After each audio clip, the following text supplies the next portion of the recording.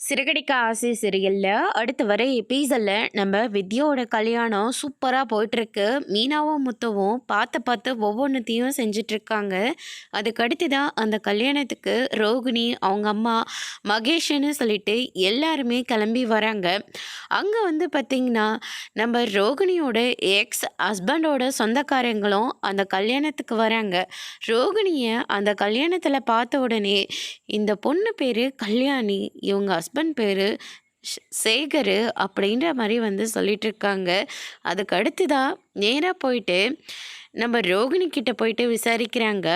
ஆமாம், நீ உன் பேர் கல்யாணி தானே அப்படின்னு சொல்லிட்டு கேட்கவும், ரோகிணி இருந்துட்டு அவங்க கிட்டே இருந்து தப்பிச்சா போதும்னு சொல்லிட்டு அங்கேருந்து வந்துடுறாங்க.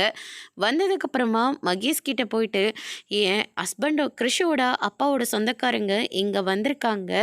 அவங்க மீனா கிட்ட போயிருக்காங்க. மீனா கிட்ட போய் ஏதாச்சும் உளர போகிறாங்க, ஏதாவது சொல்லி சமாளி அப்படின்ற மாதிரி ரோகிணி இருந்துட்டு மகேஷ் கிட்ட வந்து சொல்லிட்டு இருக்காங்க. அவங்களும் நேராக மீனா கிட்ட போயிட்டு, ஆமாம் இங்கே கல்யாணி எங்கம்மா அப்படின்னு சொல்லிட்டு கேட்குறாங்க. கல்யாணியா, அது யாரு அப்படின்னு சொல்லிட்டு இப்போ நம்ம மீனா வந்து யோசிக்க ஆரம்பிக்கிறாங்க.